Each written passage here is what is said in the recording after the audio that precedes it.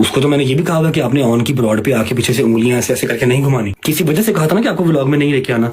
रजब ने TikTok live पर आकर रोन और ईमान को धमकी दी है और लास्ट वार्निंग दी है कि आज के बाद ईमान को मैं टिकटॉक लाइव पे तुम्हारे साथ ना देखूं। जो उंगलियां हिलाती है बैक साइड पर खड़ी होकर ईमान, वो भी मैं मत देखूं। और ओन को कहा है कि तुमने इधर टिकटॉक लाइव पर आकर हमारे घर की बातें क्यों डिस्कस की हैं कि इसको इजाज़त नहीं है। ईमान को कभी भी मैंने किसी चीज़ से रोका नहीं, लेकिन मैं टिकटॉक लाइव से थोड़ा सा इसलिए मना करता हूँ, वहाँ पर चीज़ें ठीक नहीं हैं और ना ही मैं ब्रॉड पे उसको लाना चाहता। मैं सिर्फ चाहता ईमान रेस्ट करे और ईमान की तबीयत ऐसी है, वो रेस्ट के लिए गई है। कभी भी मैंने ईमान को कहीं आने जाने से नहीं रोका। जब उसका दिल करता है आप लोगों की तरफ रहती है, जब दिल करता है उधर रहती है। ज़्यादातर ईमान आप लोगों की तरफ ही होती है, मैंने कभी नहीं रोका। लेकिन इस बात पे भी लोगों को मेरे से इतराज़ है कि ईमान घर में क्यों नहीं। ये तो बात ईमान से पूछनी चाहिए, वो घर में क्यों नहीं टिकती है। उसके बाद उन को कहा कि तुम क्या कभी ईमान को हॉस्पिटल लेके जाते तो स्नैप लगा देते, कभी आइसक्रीम खिलाने लेके जाते तो स्नैप लगा। लोगों को ऐसे लगता है कि बीवी को हस्बैंड टाइम ही नहीं देता, लोग मुझे गालियां देते हैं। तुमने अगर उसको लेके जाना है घुमाना है, तुम स्नैप पे तो ना कम से